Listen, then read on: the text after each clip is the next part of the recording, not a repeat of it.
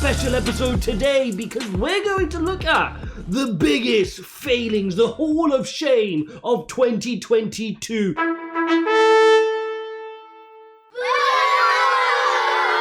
It's no surprise that 2022 has been an extremely painful year for crypto, taking with it many victims from Sam Bankman-Fried to Avalanche struggling to Alex Mahinsky, 3 Hours Capital, so many different victims, which we're going to break down in this video, and I'm going to go through in reverse order my top 6 Hall of Shame failings. Now I'm going to start with the biggest failing and then come back down towards the ones which have failed a little bit less, because some of those are still active and I want to give you my opinion on some of those which have not gotten through 2022 too handily. Smash all the likes, don't forget to subscribe. As always, check out the links in the description and let's get straight into this video. So first up, it's no surprise that we have Sam Bankman-Fried, yes, the defunct owner, founder, CEO of FTX, and this includes the FTT token. So this was a project with holes in its balance sheet, over $10 billion, with investigations still going on, Sam Bankman-Fried arrested,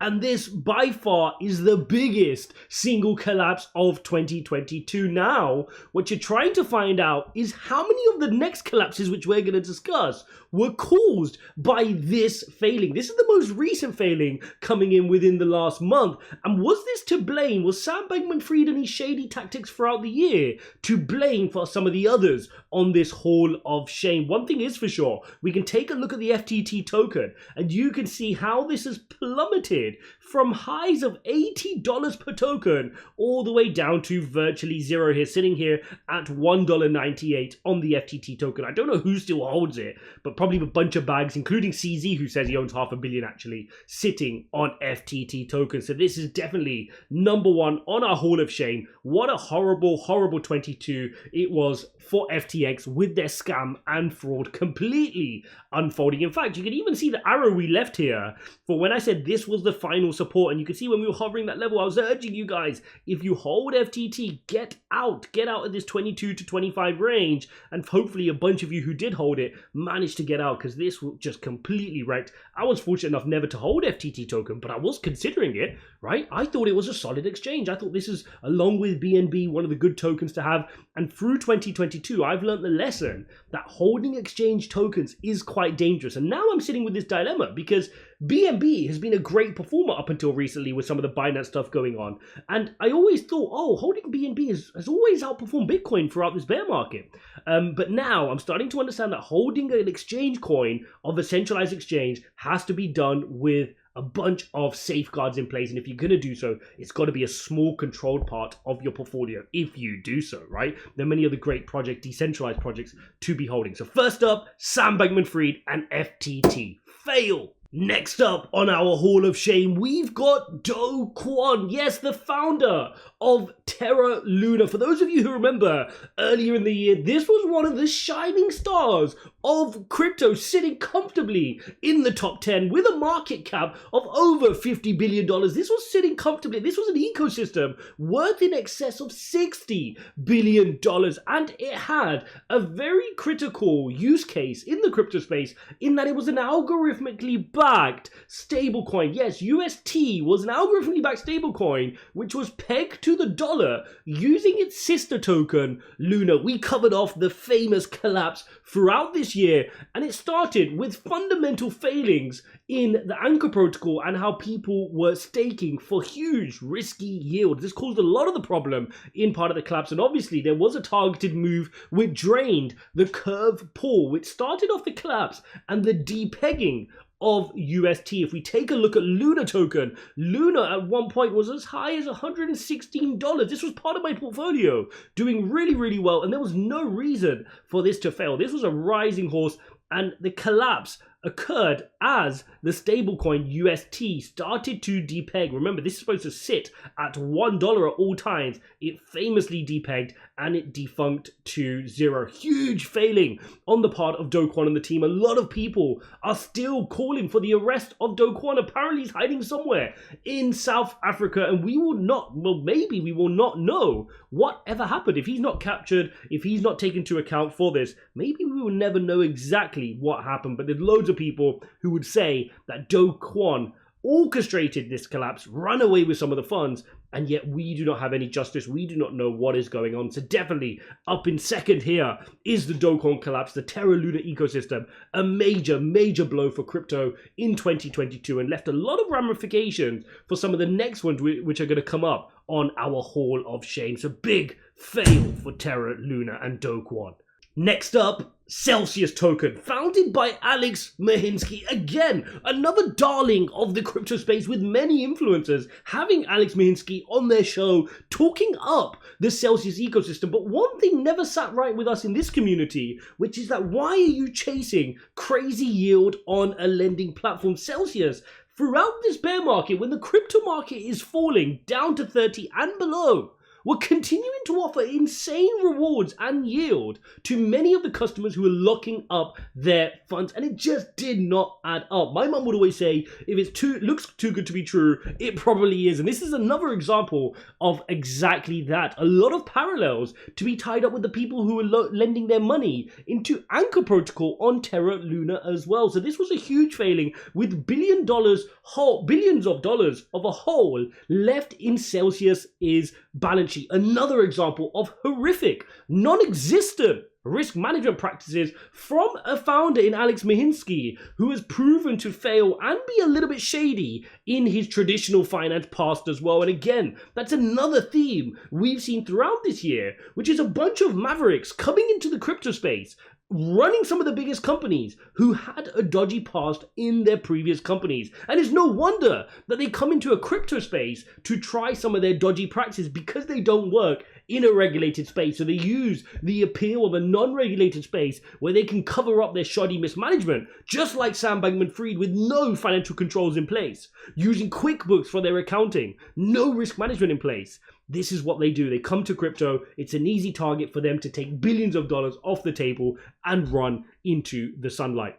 Right, so that's our big fail. Let's take a look at Celsius token. Initially at one point here, sitting as high in 2021 at $8, now sitting less than 40 cents here, with people hoping that they can retrieve some of their money out of Chapter 11 bankruptcy, but it's not looking good. Another example of a lending platform promising more than they can deliver and ultimately being thrown onto their face due to their lack of risk management. So definitely a big 2022 Hall of Shame fail for Alex Mahinsky and Celsius.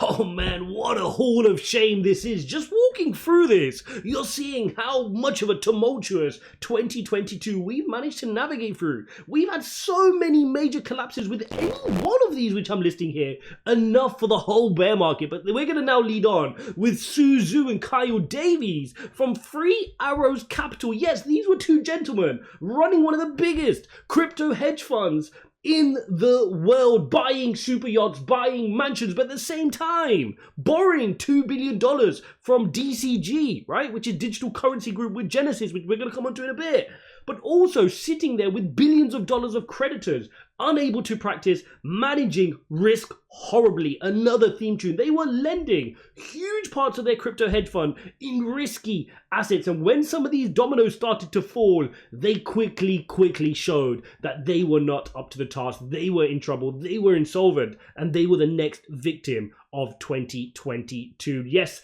these guys don't have a token, but they caused a lot of pain in this crypto space, with many firms having money invested in their hedge fund and subsequently being sat on a creditor list with no promise or hope of seeing their money again. So another multi-billion-dollar fail in 2022. Three Arrows Capital, led by Suzu and Kyle Davies. Now, incidentally, these guys have recently, after a long period of silence, come out since the Sam Bankman-Fried episode, since SBF has been arrested, to come out and say it was all his fault. Now, whether or not that is true, whether Sam Bankman-Fried was the initial orchestrator, the puppet master which orchestrated the collapse of the rest of them, is yet to be found out, and maybe that is true. But one thing is for sure, we, throughout the year, delved into the documents of everybody from Celsius, to 3 Arrows Capital. And one thing is certainly true. Their risk management is no excuse. They were not running a good ship. They were making crazy, risky, horrible, mismanaged,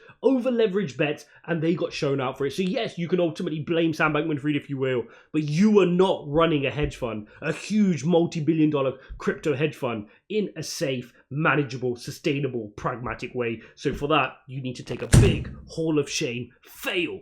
Next up, we have Voyager. Yes, another exchange which comes with an exchange token, VGX. Now, Stephen Ehrlich was the CEO over there, and famously, these guys managed to lend $1 billion to 3 Arrows Capital, which we just covered off without any disclosure. Horrible, shady mismanagement of resources. Again, another huge theme of 2022. These guys have lost billions of customers' funds. In fact, Sam Bankman-Fried was to buy these guys until obviously the FTX collapse, and now apparently Binance might be trying to buy Voyager. Now it's interesting because Sam Bankman-Fried was only trying to buy Voyager to get the $1.3 billion of customer funds into FTX, because obviously we now know he was commingling customer funds. So if he could buy more customer funds, he could leverage that up more at Alameda Research and take more risky bets to get him out of his trouble. Loads going on. What a crazy 2022. If you were to write a book, a movie, a Netflix documentary, you've got all of the resources here in this video to go and make an epic 3-hour-long docu-series on the 2022 crypto market. Insane. You cannot write this up. Look at the VGX token here, guys. Initially at one point sitting here at $5, now trading at a measly 30 cents as people just hoping to get their money back, hoping to see a revival, and sat on bags of VGX token. Again, Voyager was actually listed on an OTC desk, so you could buy the stock as well. The stock price has obviously fallen flat, and a horrible victim of the 2022 crypto Hall of Shame. Another major fail. Next up on the list, and this might surprise a lot of you guys, but in at number 6, we've got Solana. Yes, Solana. Still a great project, still a strong project, still in the top 10. A great layer 1 solution. But this has come out really badly in 2022. And I'm not just referring to the Sam Bankman-Fried. Now, full disclosure, I hold Solana. I've not sold my bag of Solana just yet. I've definitely not been adding. But this is something that this is a project which has not come out of 2022 very strongly. If we go back to the beginning of the year, Solana had ample amount of downtime. They consistently had downtime in the system. And this was my first major red flags. I remember making videos about this. Guys, am I going to sell my Solana? And I said at the time, this is not good. This is the kind of event which would make me sell my cryptocurrency, and that the only reason I didn't sell my Solana was I have a crazy low cost base. Had I have bought anywhere higher here in the 2021 run-up, I would have definitely been selling my Solana based on the fundamental failings of their downtime. This was all well before the Sam Bankman-Fried collapse.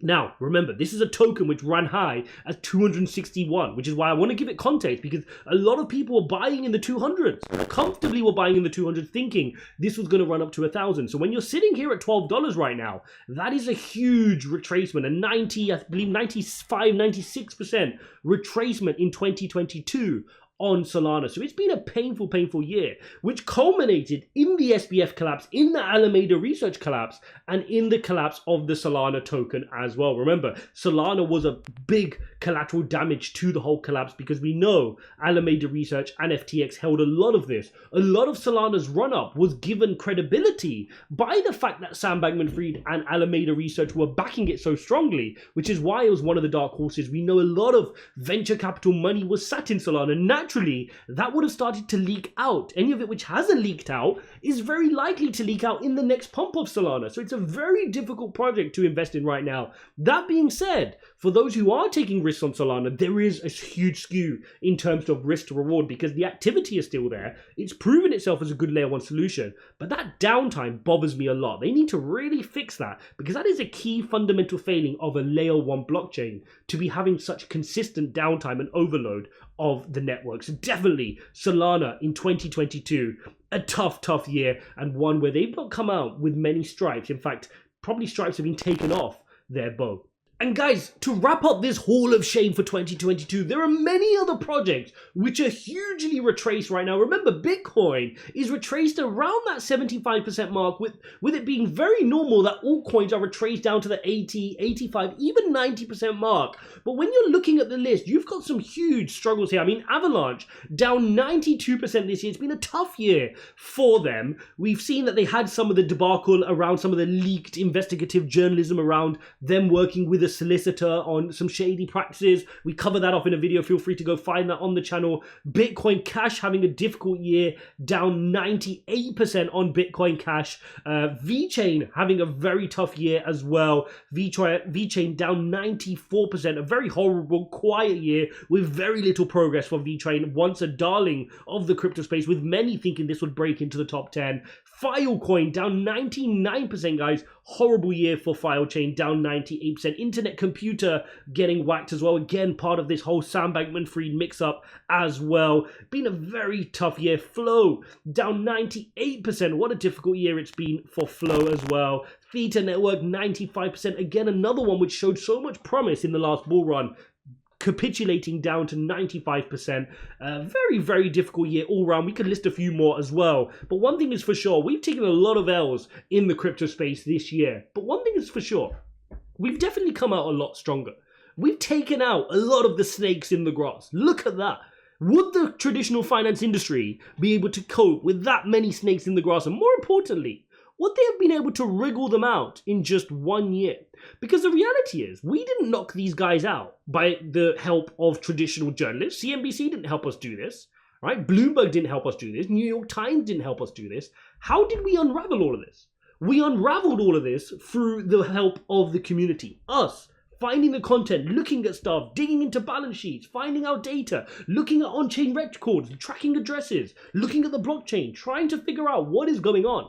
And we eventually find out that these guys are all sat here. Many, not just one, guys. Sam Bankman-Fried, Do Kwon, Alex Mahinsky, Su Zhu, Kyle Davis, Stephen Erklich, right? All of these guys sat there with multi-billion-dollar scams, frauds, lies, and deception. All unraveled in less than 12 months. What a crazy year it's been. Many altcoins struggling, like we've just listed as well. And one thing is for sure, crypto's going to have its time back in the glory. And these prices where you're sitting here down 90% on some great projects, by the way, some of them.